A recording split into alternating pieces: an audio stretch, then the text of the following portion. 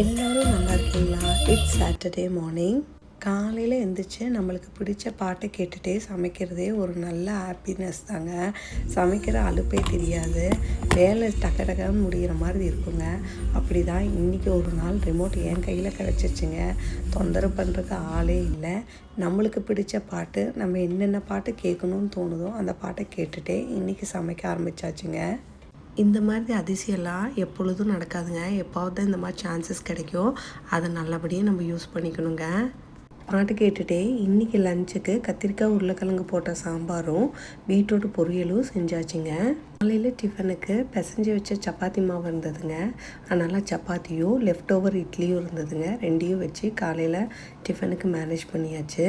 இன்றைக்கி ஆருத்ரா தரிசனத்தோட நாள் நல்லபடியாக ஆரம்பிச்சதுங்க. நம்ம நாளைக்கு ஒரு ஷார்ட்டில் பார்க்கலாங்களா?